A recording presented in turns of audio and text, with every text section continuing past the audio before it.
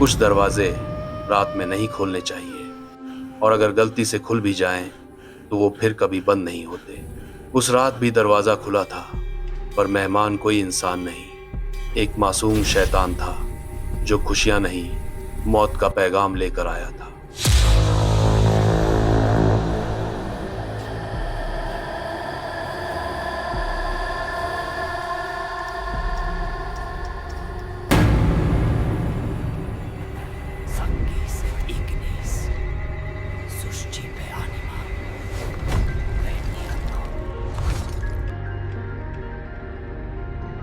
आज की कहानी एंजॉय करें।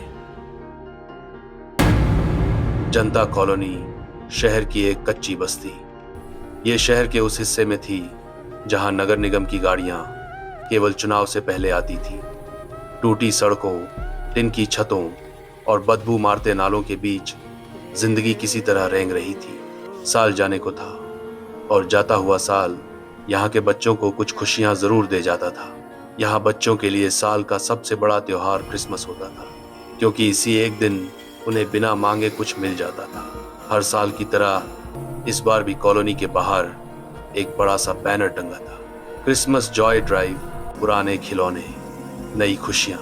लोग जानते थे आज खिलौने आएंगे, आज सांता क्लॉज आएगा, पर किसी को यह नहीं पता था कि इस बार सिर्फ खिलौने नहीं आए हैं, कुछ और भी आया है। एनजीओ के पुराने टेम्पो से खिलौने उतारे जा रहे थे।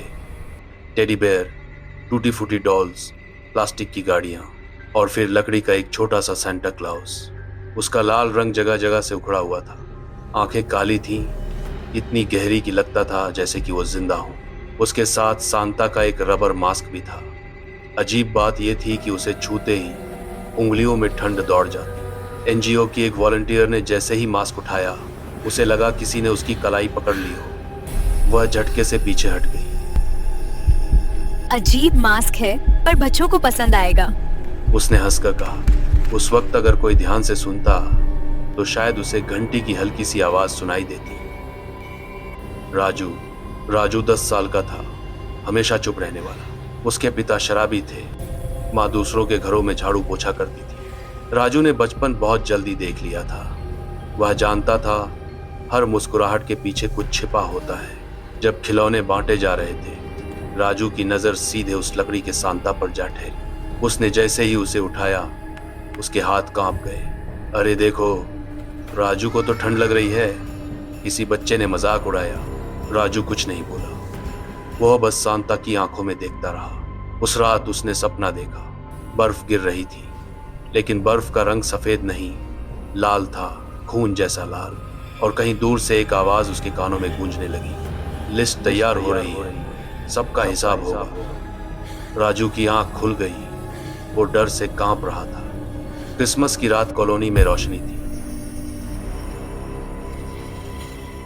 बच्चे सांता बनकर गलियों में घूम रहे थे। सबने तय कर लिया था कि राजू सांता बनेगा। राजू ने जब मास्क पहना, दुनिया अचानक शांत हो गई, आवाजें दूर चली गई, और फिर उसे दिखने लगा। पहला घर एक आदमी, जो सबके सामने खुद को बहुत शरीफ दिखाता था, लेकिन अंदर से बहुत गंदा था। वह मासूम बच्चों को किडनैप कर उनके माता पिता से फिरौती वसूलने के बुरे काम से जुड़ा था। राजू का सिर घूम गया। दूसरा घर एक दुकानदार, जो राशन में मिलावट करता है। तीसरा घर एक टीचर, जो बच्चों को अकेले में बुलाता है और गंदा काम करता है। राजू ने मास्क उतारना चाहा, पर उसके हाथ जैसे जमे हुए थे। तभी उसके कान के पास फुसफुसाहट हुई, नॉटी लिस्ट शुरू हो चुकी है, सबका हिसाब होगा, बस देखते जाओ। अगली सुबह शहर कांप उठा। एक आदमी मरा पड़ा था, उसके हाथ में एक गिफ्ट बॉक्स था और एक पर्ची जिस पर लिखा था, naughty list completed. Killer Santa strikes again! Eyewitnesses report chaos downtown! It's the developing situation. We're developing situation. Alert from a killer Santa on the loose. Inspector Vikram Singh को शुरू में यह एक सामान्य मौत लगी, लेकिन जब एक और लाश मिली तो विक्रम सिंह को झटका लगा। तीसरी लाश मिलने पर तो विक्रम सिंह चौकन्ना हो गया। उसने खुद से ही कहा, लगता है कोई सिरफिरा साइको किलर है। हर लाश के साथ वैसी ही पर्ची थी जो पहली लाश के साथ मिली थी। जब विक्रम ने जांच पड़ताल की तो इन मौतों में एक बात कॉमन नजर आई, और वो ये कि हर मृतक का अतीत काला था।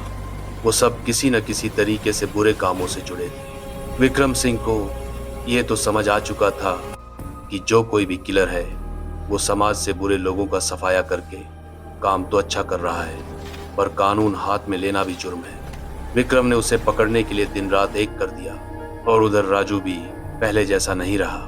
वो सारा दिन घर पर ही रहता, अपने आप में खोया हुआ।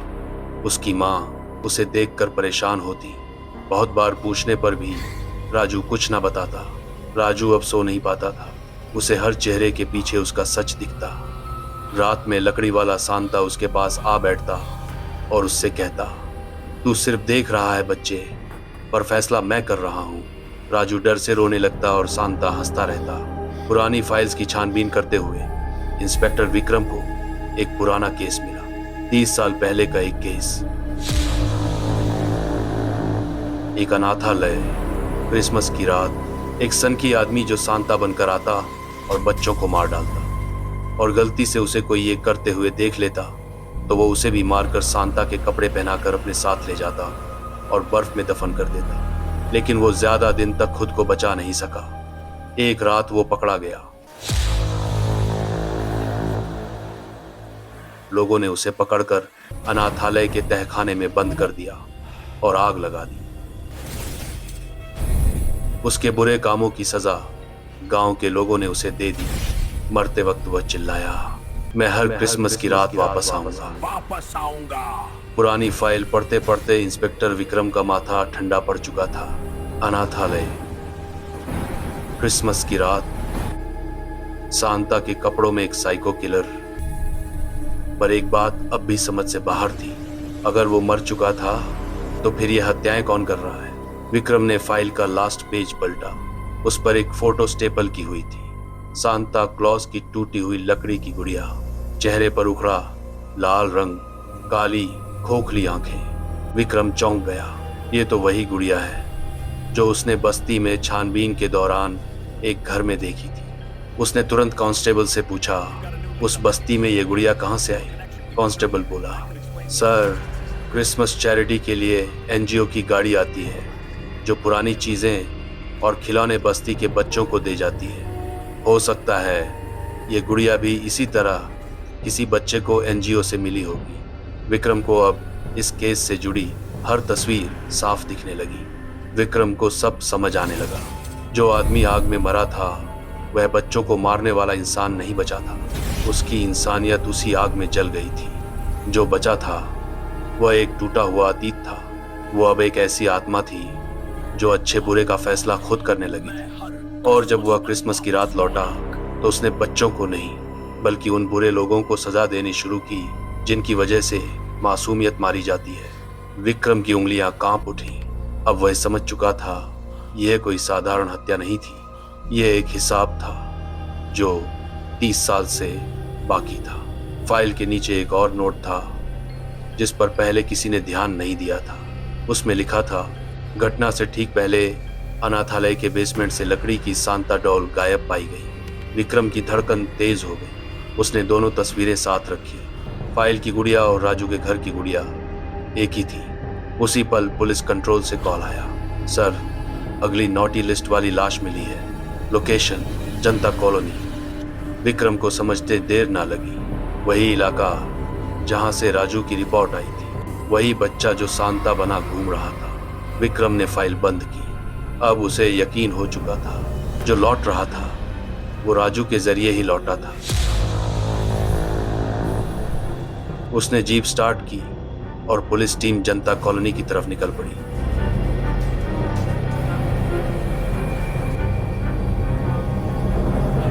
इंस्पेक्टर ने राजू से मास्क छीना। राजू जमीन पर गिर पड़ा। अब वो नॉर्मल था। सबको लगा अब सब खत्म हो गया, पर सांता के चेहरे पर कातिलाना मुस्कान थी। कहीं ये मुस्कान किसी नई शुरुआत की घंटी तो नहीं? अगले साल नया क्रिसमस, नए खिलौने। एक बच्चे को सांता का मास्क मिलता है। वो उसे उठाता है और पहनते ही नॉटी लिस्ट अपडेटेड।